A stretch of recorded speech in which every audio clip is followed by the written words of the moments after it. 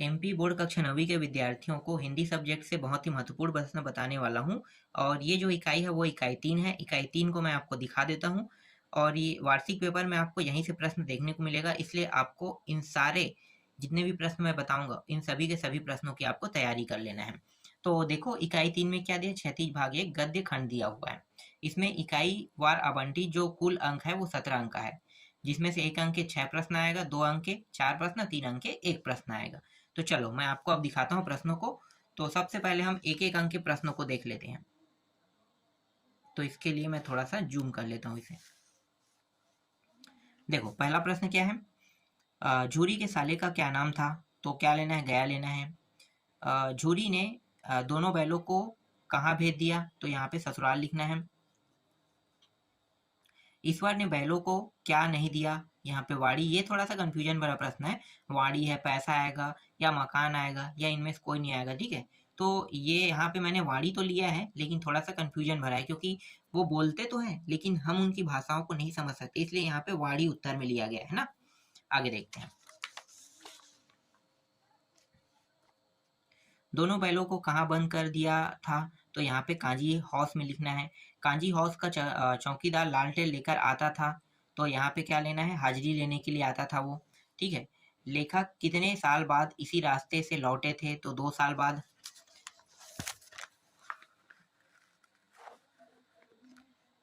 तिब्बत में सबसे खतरे की जगह डांडे। किस रास्ते से तिब्बत में हिंदुस्तान का व्यापार होता था? तो नेपाल। मंगोलों का मुंह कैसा होता था? तो लाल। लेखक के चारों तरफ क्या था? तो पुस्तकें। श्यामाचरण दुबे का जन्म कब हुआ था? तो 1922 में। आजकल कैसी जीवन शैली हावी हो रही है? तो नूतन, ठीक है, यहाँ पे लेना है नूतन। हम किसके उपनिवेश बन गए? हम किसके उपनिवेश बन गए? तो यहाँ पे पाश्चात्य संस्कृति के। उपभोक्ता संस्कृति के कारण हम कैसी दास्ता स्वीकार करते हैं? तो बौद्धिक दास्ता। हम किसके उपनिवेश बन गए? तो फिर यहाँ पे लेना है, देखो इस बार क्या है, हम किसके उपनिवेश बन गए ना। और देखो यहाँ भी हम किसके उपनिवेश बन गए, जबकि इसमें क्या दिया गया है, पाश्चात्य संस्कृति लिया गया है और इसमें विज्ञान कंपनी के लिखा हुआ है। तो ये दोनों कंफ्यूजन भरा प्रश्न है, थोड़ा सा यहाँ पे ध्यान देना आप लोग। यहाँ पे विज्ञान लिया गया है, यहाँ पे पश्चात, तो ये दोनों प्रश्न में क्या लेना है वो आप लोग देख लेना, ठीक है। आगे देखते हैं। इसके बाद देखो उपभोक्ता संस्कृति के कारण, हाँ ये तो वही प्रश्न है, बौद्धिक दास्ता, ये रिपीट हो गया है ना। इसके बाद है जाबिर हुसैन का जन्म कब हुआ था? तो 1913 में। सालिम अली की पत्नी का क्या नाम था? तो क्या लेना है, तस्मीना नाम था, ठीक है। आगे देखते हैं।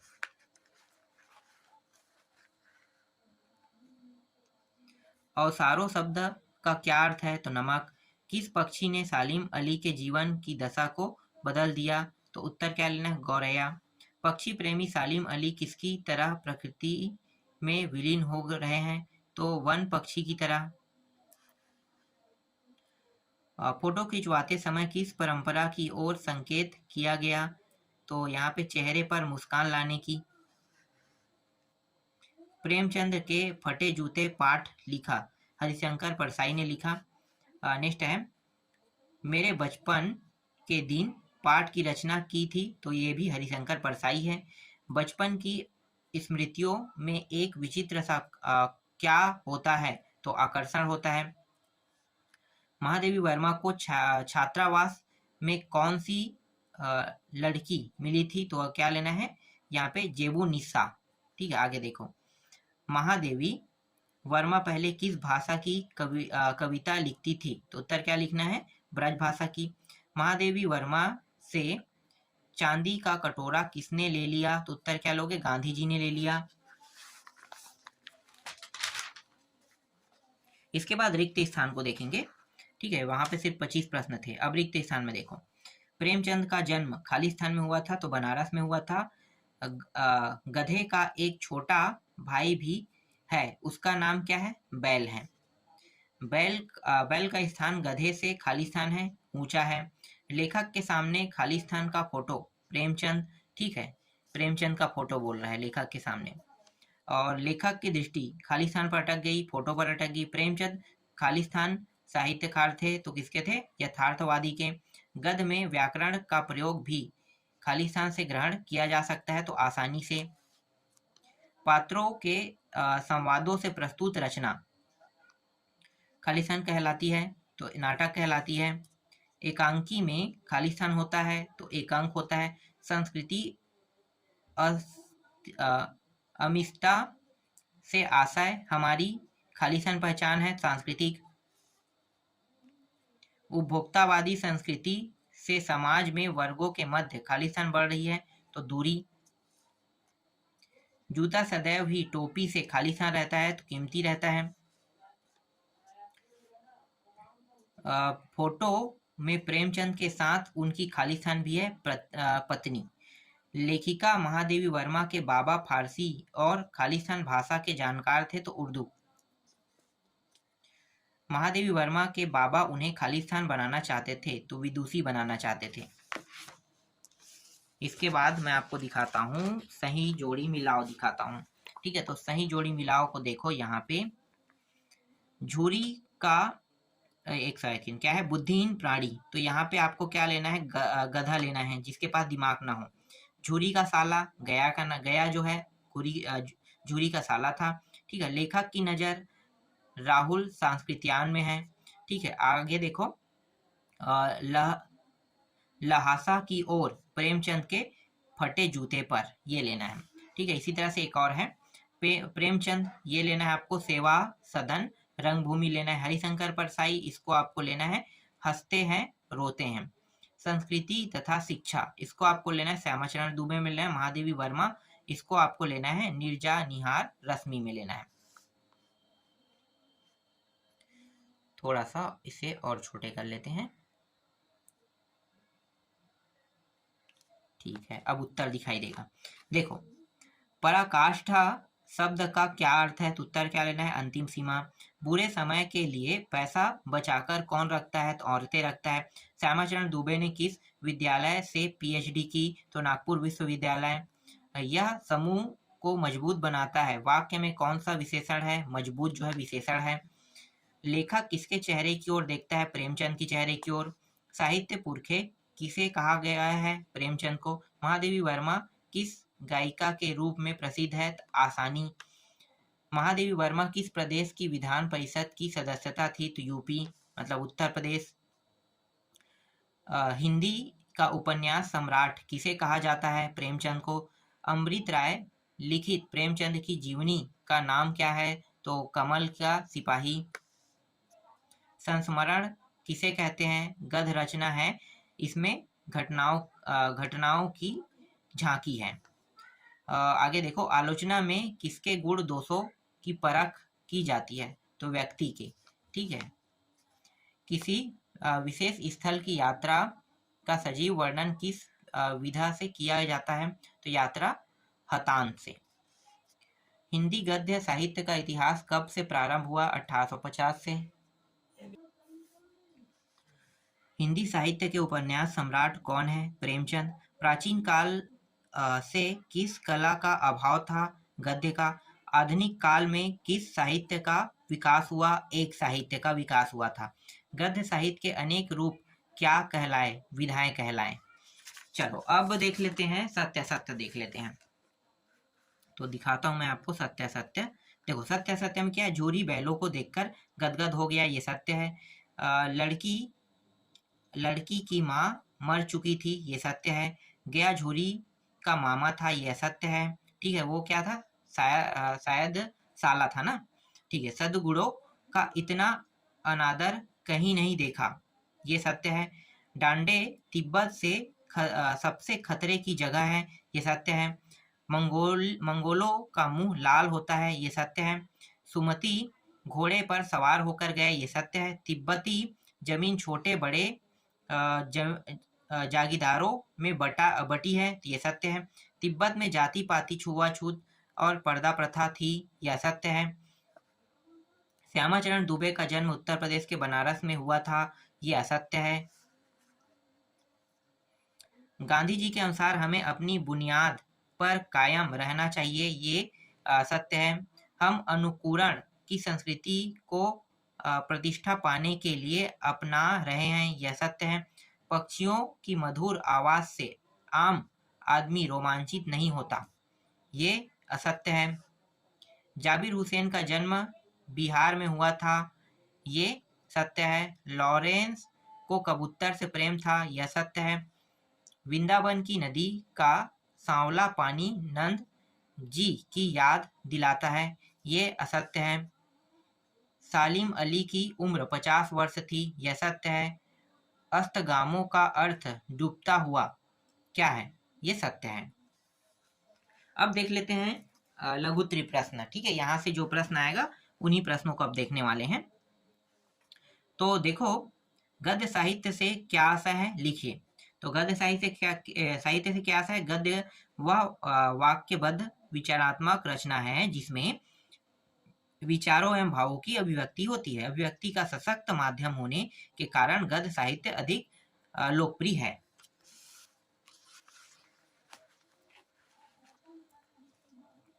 गद्य की प्रमुख विधाओं के नाम लिखिए। तो उत्तर क्या रहेगा? गद्य साहित्य की प्रमुख विधाएं निबंध, कहानी, नाटक, उपन्यास, एकांकी और आलोचना है। गद्य की गौण विधाओं के बारे में लिखिए। गद्य साहित्य की गौण विधाएं रिपोर्टाज, संस्मरण, रेखाचित्र, जीवनी, आत्मकथा, यात्रा विंताना, गद्य काव्य, भेंट वार्ता, अयरी, पत्र साहित्य। कहानी विधा के बारे में संक्षिप्त परिचय दीजिए। कहानी गद्य की कथात्मक विधा है, इसमें बहुत विस्तृत विश्लेषण की गुंजाइश नहीं होती है। इसका उद्देश्य मनुष्य के चरित्र के किसी एक अंग को दिखाता है। निबंध लेखन की कोई दो विशेषताएं लिखिए। तो यहाँ पे पहला है, तब वैचारिक स्वतंत्रता निबंध की पहली शर्त है। दूसरा है, इसमें विचार एक दूसरे से गुथे होते हैं। छठवां, गद्य की विधाओं का सामान्य परिचय लिखिए। तो गद्य साहित्य की विधा जैसे मुख्य तथा गौड़ होते हैं। मुख्य विधियों में निबंध, नाटक, कहानी, उपन्यास, एकांकी आते हैं, जबकि संस्मरण, रेखाचित्र, जीवनी, आत्मकथा, रिपोर्टाज आदि गौड़ विधा में आते हैं। निबंध, यदि गद्य कवियों या लेखकों की कसौटी है तो निबंध गद्य की कसौटी है। आचार्य रामचंद्र शुक्ल वास्तव में निबंध में विविध विचार एक दूसरे से गुथे होते हैं। फिर नाटक लेना है, यह एक प्रमुख दृश्य काव्य है। यह अभिनय परक विधा है जिसमें संपूर्ण मानव जीवन का रोचक वर्णन होता है। कहानी का सामान्य अर्थ है कहना। जो कुछ भी कहा जायज कहानी है, किंतु विशिष्ट अर्थ में किसी रोचक घटना का वर्णन कहानी है। उपन्यास एक वृहत आकार का आख्यान या वृत्तांत है जिसके अंतर्गत वास्तविक जीवन के पात्रों और कार्यों का चित्रण किया जाता है। यात्रा वृत्तांत के बारे में लिखिए। उत्तर क्या लिखना है? यह गद्य साहित्य की एक रोचक तथा मनोरंजक प्रधान है। इसमें लेखक विशेष स्थलों की यात्रा का सरस एवं सुंदर वर्णन इस दृष्टि से करता है कि जो पाठकों के मन मस्तिष्क में साकार रूप से ले सके।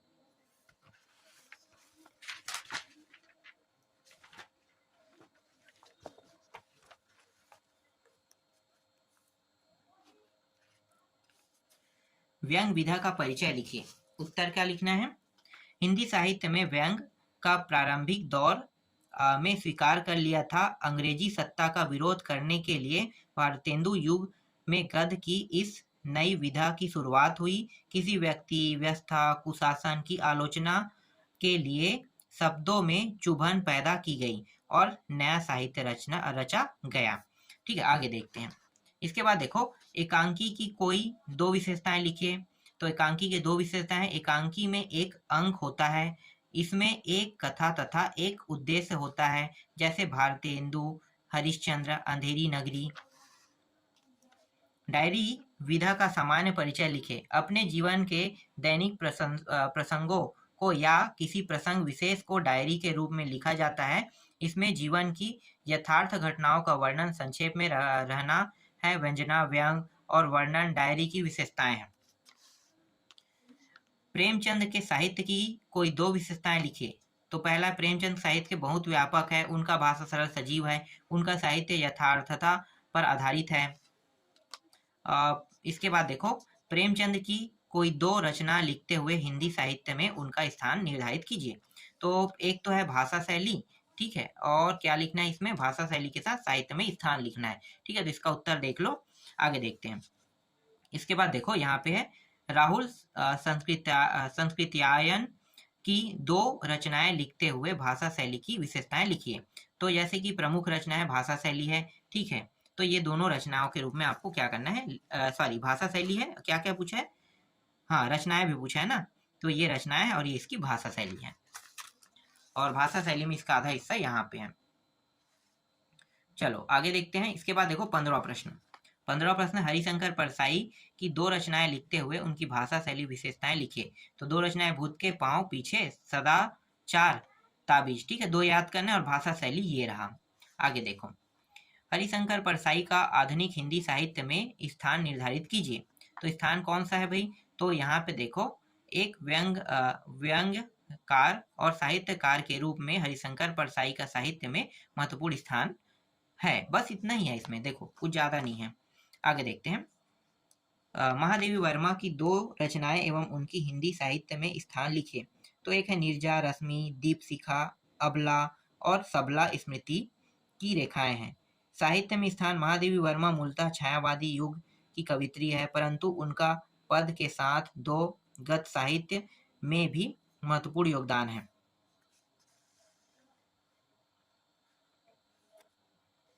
महादेवी वर्मा की भाषा शैली की विशेषताएं लिखिए। महादेवी वर्मा ने गद्य और दोनों प्रकार की रचनाएं लिखी। वस्तुतः वह वेदना और पीड़ा की रचनाकार थी, सामाजिक विषयों के प्रति संवेदनशील थी। उनका संपूर्ण साहित्य व्यय, विषय, प्रकृति चित्रण, मानवीय संवेदना, करुणा और वेदना से परिपूर्ण है। कोमल, सरल और माधुर्यमयी शब्दावली के साथ साथ तत्सम तद्भव संस्कृति शब्दों की बहुतायत है। सभी शैलियों का सहज प्रयोग किया गया है। कांजी हौज में कैद पशुओं की हाजिरी क्यों ली जाती है। तो कांजी हौज एक प्रकार से पशुओं की जेल थी, जहां पर आवारा पशुओं को बंदी बनाकर रखा जाता था, उनकी रिकॉर्ड रखा जाता था। इस रिकॉर्ड के आधार पर पशुओं के मालिकों के मिल जाने पर उन्हें जुर्माना लेकर छोड़ दिया जाता था। जिन पशुओं के मालिक नहीं मिल पाते थे उनकी नीलामी होती थी, इसलिए पशुओं की हाजिरी ली जाती थी या ली जाती होगी, ठीक है। आगे देखें। छोटी बच्ची को बैलों के प्रति प्रेम क्यों उमड़ आया। तो उत्तर क्या लिखोगे, छोटी बच्ची की माँ मर चुकी थी, सौतेली माँ उसे मारती थी, सताती थी, वह उसके साथ अच्छा व्यवहार नहीं करती थी। वह बच्ची अपने से बिछड़ने का दर्द जानती थी। ठीक इसी तरह हीरा मोती भी अपनों से बिछड़ने और गया के अत्याचार से दुखी थे, इसलिए दोनों बैलों व छोटी बच्ची के बीच सहानुभूति पैदा हो गई। इसी कारण यह रोज हीरा मोती को एक एक रोटी खिला जाती थी। किन घटनाओं से पता चलता है कि हीरा और मोती में गहरी दोस्ती थी। तो यहाँ पे इसके घटनाओं के बारे में देख सकते हो, बहुत सारा है, ज्यादा याद नहीं करना है। जो 3 पॉइंट दिखा रहा हूँ वही चीज आपको याद करना है, ठीक है, 3 काफी है इसमें। चलो आगे दिखाता हूँ। इसके बाद देखो, प्रेमचंद की कोई दो कहानी के नाम लिखिए। तो प्रेमचंद की दो कहानी, एक है पंच परमेश्वर और बूढ़ी का की, ठीक है, इतना काफी है, 2 का है तो 2 ही याद करो।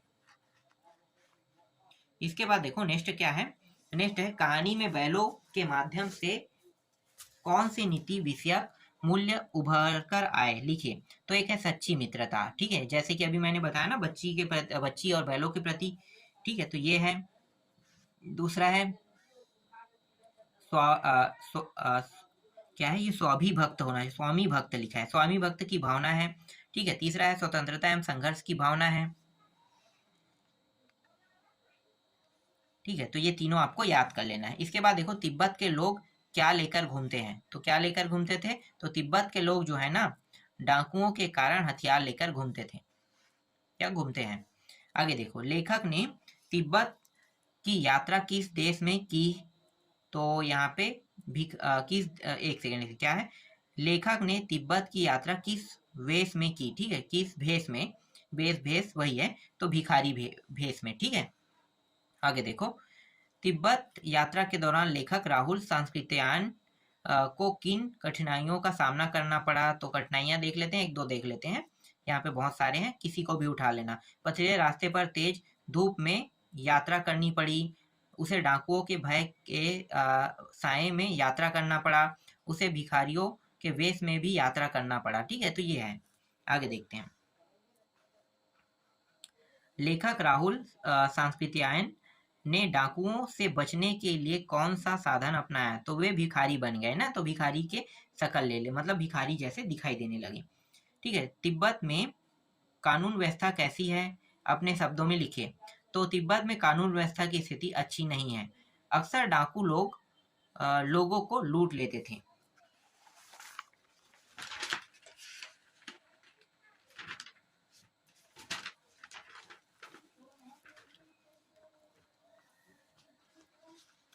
ठीक है, इसके बाद नेक्स्ट प्रश्न देखो, आज की उपभोक्तावादी संस्कृति हमारे दैनिक जीवन में किस प्रकार प्रभावित कर रहे हैं? ठीक है, तो इसका उत्तर मैं आपको दिखा देता हूँ। इसमें बहुत बड़ा इसका उत्तर जो है थोड़ा बड़ा है। इसके बाद दिखाता हूँ मैं आपको ये वाला प्रश्न। देखो, लेखक श्यामाचरण दुबे ने उपभोक्तावादी संस्कृति को हमारे समाज के लिए चुनौती क्यों कहा है? ठीक है, ये प्रश्न, इसका उत्तर भी देख लो। चलो आगे देखते हैं। इसके बाद देखो, यहाँ पे किस घटना में शामिल अली के जीवन की दशा को बदल दिया गया? ठीक है, तो ये इसका उत्तर है। इसी तरह से देखो ये वाला, ठीक है, सलीम अली पक्षी प्रेमी कैसे बने? लिखिए, इसका उत्तर भी यहाँ पे लगा हुआ है। इसके बाद यहाँ पे देखो, सलीम अली ने पूर्व प्रधानमंत्री के सामने पर्यावरण से संबंधित किन संभावित खतरों का चित्र खींचा होगा कि जिससे उनकी आंखें नम हो गई थी?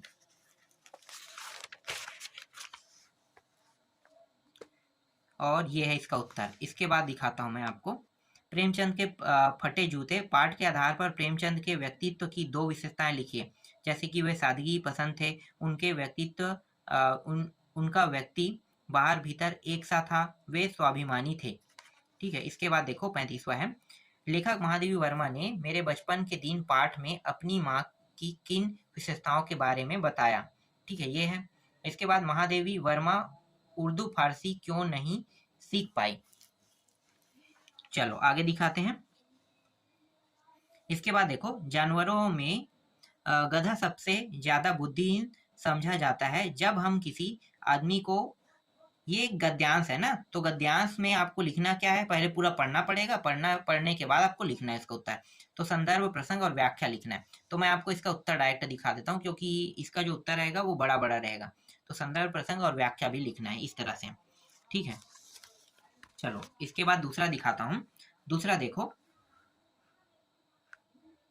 ये रहा। ठीक है, तो ये विलासिता की सामग्रियों से बाजार भरा पड़ा। ठीक है, तो ये वाला जो है इसको देखना है, और इसका उत्तर मैं दिखाता हूँ आपको। ये संदर्भ है, प्रसंग है, ठीक है, दोनों दिखाई दे रहा है। अब आपको व्याख्या पूरा दिखा देता हूँ, तो ये व्याख्या है। इसी तरह से देखो, तीसरा है, हम संस्कृति अस्मिता की बात कितनी ही करें, कह रहा है। ठीक है, तो इसका डायरेक्ट मैं आपको सप्रसंग और व्याख्या दिखा देता हूँ। पहले सप्रसंग देखो, संदर्भ, सप्रसंग मतलब संदर्भ और प्रसंग। ठीक है, ये दोनों हो गया। अब व्याख्या दिखाता हूँ, ये रहा व्याख्या। ठीक, आगे देखो, इसमें बहुत सारे प्रश्न है, इसलिए ना मैं आपको इसका उत्तर दे रहा हूँ। चलो, चौथा का है संदर्भ और ये प्रसंग हो गया, और इसका व्याख्या ये रहा। ठीक है, इस तरह से व्याख्या भी कंप्लीट हो गया। पांचवा दिखाता हूँ, पांचवा का प्रश्न ये रहा। ठीक है, इसके प्रसंग देख लो और संदर्भ देख लो। ठीक है, संदर्भ, प्रसंग। अब मैं डायरेक्ट आपको इसका व्याख्या दिखा देता हूँ। तो ये रहा इसका व्याख्या।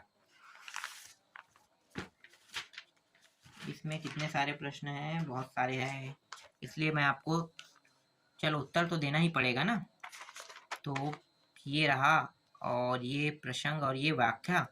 फिर सातवां दिखाता हूँ। सातवां देखो, ये रहा संदर्भ और प्रसंग इसका, और इसकी व्याख्या दिखाता हूँ, ये रहा।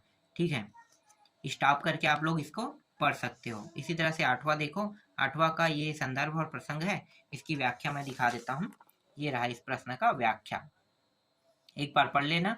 ठीक है, इसके बाद नौवां देखो, नौवां का जो प्रश्न, चलो ये दोबारा हो रहा है, रिपीट हो रहा है, 10वां देखते हैं डायरेक्ट। 10वां देखो, तो यहाँ पे संदर्भ जो है ना, इससे पिछले वाले जो 8वां प्रश्न है उसी का संदर्भ लेना है, प्रसंग नया रहता है और व्याख्या आपको क्या लिखना है, ये लिखना है। ठीक है, इसके बाद देखो 11वां प्रश्न है, ये रहा, इसका संदर्भ है। अब मैं आपको दिखाता हूँ प्रसंग और ये रहा व्याख्या। ठीक है, इस तरह से हो गया। इसके बाद है ये 12वां प्रश्न, संदर्भ प्रसंग और इसका जो व्याख्या है उसको दिखा देता हूँ, ये रहा। इसके बाद 13वां प्रश्न ये रहा। ठीक है, 13वां प्रश्न ये रहा और ये रहा इसका संदर्भ और प्रसंग। ठीक है, और इसका व्याख्या जो है ये रहा। इसके बाद नेक्स्ट प्रश्न है 14वां प्रश्न, ये रहा। ठीक है, संदर्भ और प्रसंग ये रहा और ये रहा इसका व्याख्या। ठीक है, इसके बाद ये 15वां प्रश्न है और 15 प्रश्न तक दिया हुआ है इसमें, और इसका जो ये है मैं दिखा देता हूँ आपको, ये रहा संदर्भ और प्रसंग और इसका जो व्याख्या है यहाँ पे दिया हुआ है। ठीक है, तो यही अंतिम प्रश्न था। इस तरह से इसमें जितने भी प्रश्न हैं, प्रश्नों की संख्या जो था, जो प्रश्न उत्तर वाले उनकी संख्या जो है वो 36 था, और जो संदर्भ मतलब जो गद्यांश था, ठीक है, गद्यांश जो था वो 15 है। तो टोटल जितने प्रश्न थे उतने प्रश्नों का उत्तर मैंने दे दिया था। अगर आप इतने को पढ़ लोगे तो गारंटी है जितने अंक का इसका जो टॉपिक है उतने अंक आपको मिल ही जाएगा।